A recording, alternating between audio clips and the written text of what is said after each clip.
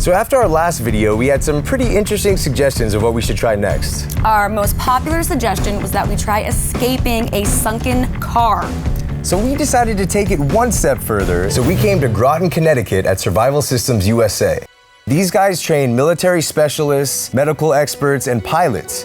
Today, they're training us. First, we had to go through training.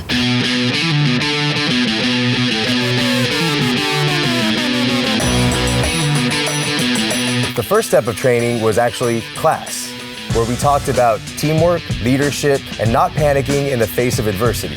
This tied into a lot of things that Alden talked about with the last Navy SEAL video. Overcome what your mind thinks is impossible. Limits that you don't even know you've set for yourself. And the more you can overcome those limits by trying things that you don't even think are possible, the more successful you'll be at going after your dreams. This also gave us a preview of what was to come.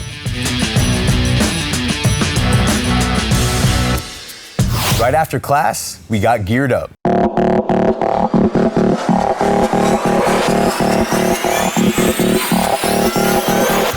My helmet was an XXL. Becky has a big head. Huge head. We have two challenges today. The first is surviving the plane crash. The second is surviving after the plane crash while you're waiting to be rescued. So apparently all the steps for escaping a submerged vehicle are similar. Whether it's a car or a plane, these are the steps you should follow if you find yourself in a submerged vehicle. Number 1, hold a brace position until the violent motion stops. Number 2, find a reference point, then locate and establish an exit. 3, grab exit, release your seatbelt. Number 4, proceed through the exit. The next phase is the underwater egress. This is to prep us for the METS phase where you actually simulate the plane crash. Well, first they put you in a torture chamber. The actual technical term is not torture chamber. We had to get used to the idea of keeping our eyes closed, getting flipped around in the water, holding your breath, and still being able to find your escape route. This is where it all gets crazy. Your gut reaction is to unbuckle your seatbelt right away. You're a normal human being. But that is not what you're supposed to do.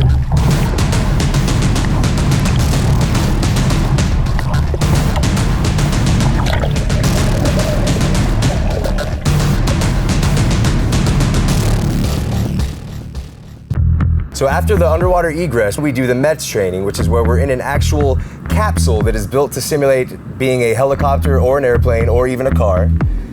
And we get submerged. The pressure is crazy. As soon as the water gets to right above your nose and you realize you have to hold your breath, your heart starts to pound, your adrenaline is racing, and the main thing you have to do is to not panic, which is a really, really hard thing to do because it's a situation that automatically elicits panic. Even though there are trained professionals watching out for us and safety divers around us, if we don't follow their instructions to a T, we can still put ourselves at risk to drown underwater.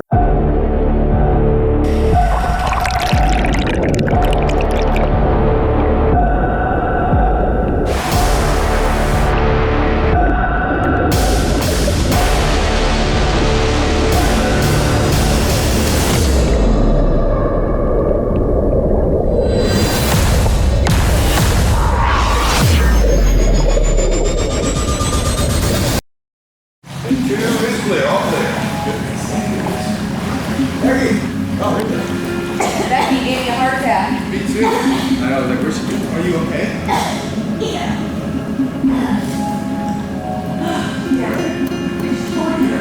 Way too soon. Becky and I just went through our first round. She had a little bit of a panic under the water and was moving too soon, opened her eyes, tried to unbuckle her seatbelt before the plane stopped moving. Everybody got a little worried. She's a little shaken up. It's a little scary under there. It's pretty intense. So we're gonna give her a break and then we're gonna see if we can go and do this again. I promise you're not mad about it. Yeah. Okay, it's really important because you were really, really, really good. And like, I Thanks. respect the class and everything. Okay. Yeah, no. Okay. Yeah. Okay. I have 100% expectations that we'll see you again and you're going to do those things. Yeah. Yeah. So I had to move forward without my partner, which definitely was not easy. This part, it's a full plane crash simulation. They've got the rain coming down, the lights are off. You really feel like you are going through a plane crash.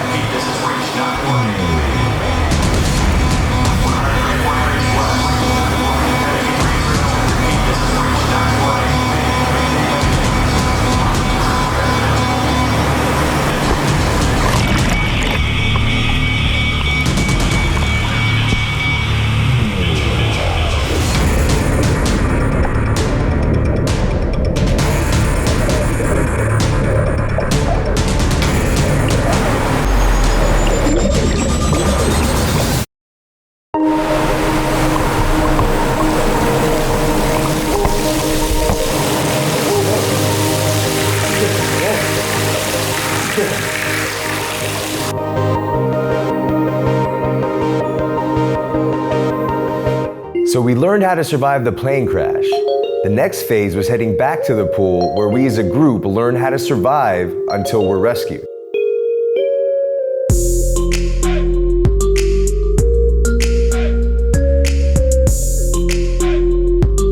So the first phase was us learning how to inflate our life vests, which was actually a little more difficult than you would think.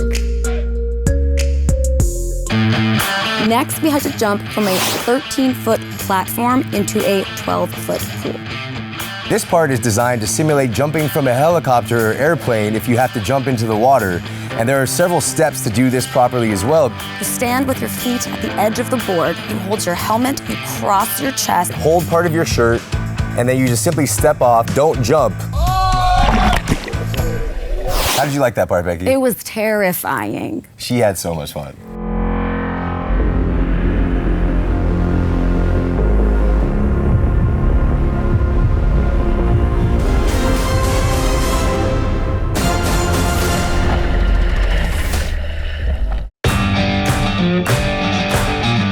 Once we did that, we learned how to survive in the open water to keep each other warm. And we worked on group movement using a chain formation. And then group hydrotherapy mitigation using the carpet formation.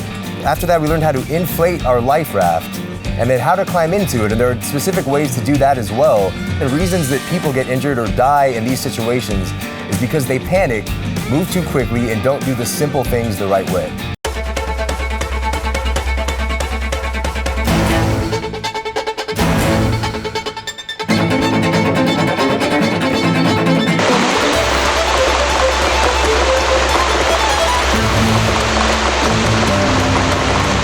Even the rescue basket has its own set of rules. When you touch the basket before it hits the water, it can electrocute you, which makes no sense. When you get inside of it, you have to clear yourself of any rope. If there's a rope or cable around you, it could attach to your neck or like yank you in a different way. Death trap.